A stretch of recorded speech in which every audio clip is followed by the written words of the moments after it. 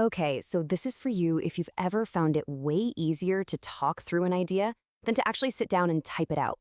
We're going to look at a really simple but honestly powerful shift in how you get your thoughts out into the world.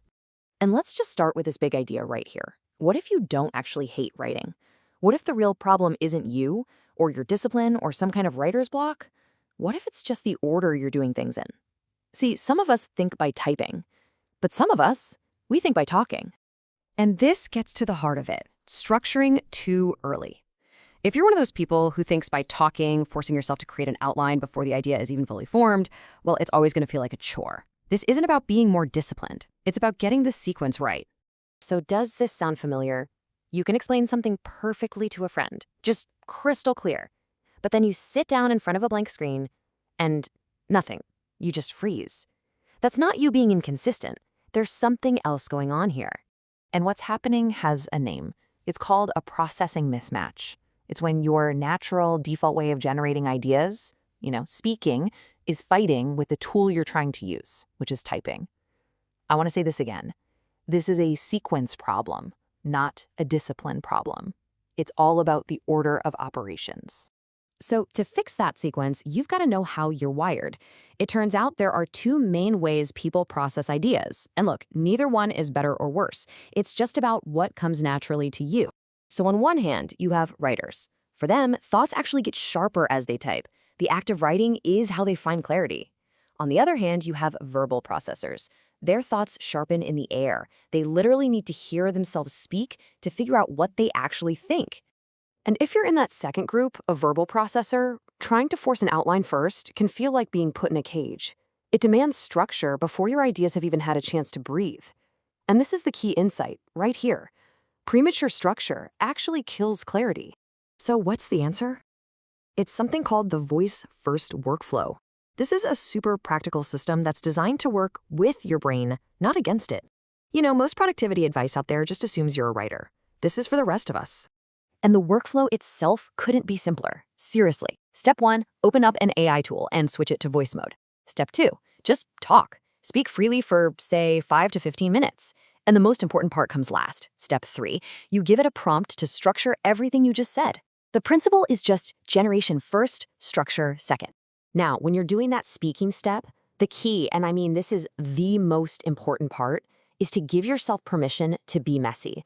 No organizing your thoughts, no editing yourself as you go, and definitely no trying to sound smart. Your only job is to think out loud.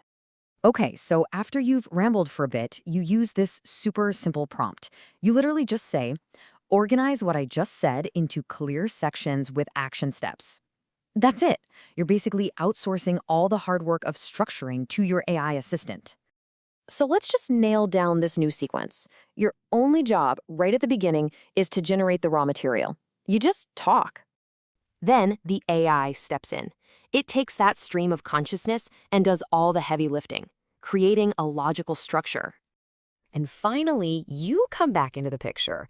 But here's the magic. You're not facing a terrifying blank page anymore. You're just refining and editing a pretty decent, well-structured draft.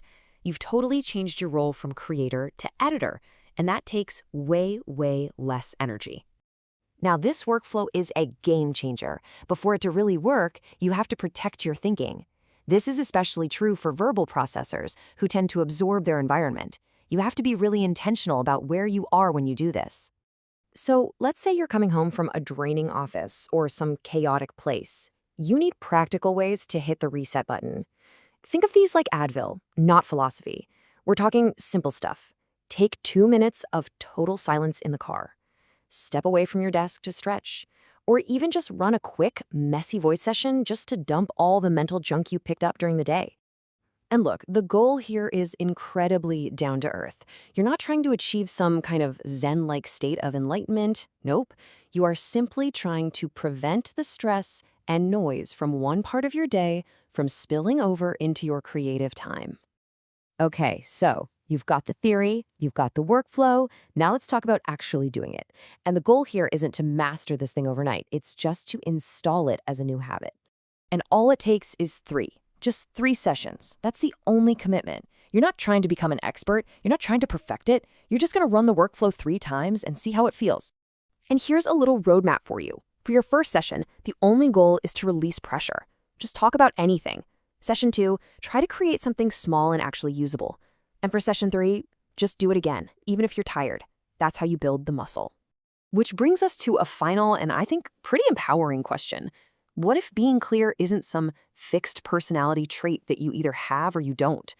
What if clarity is actually a skill, a system, something you can reliably build every single time you need it? Because that's really the big takeaway here. Clarity is a muscle you can train. Structure is just a byproduct of clear thinking. And confidence, well, that just comes from repetition. You were never unclear. You were just structuring too early.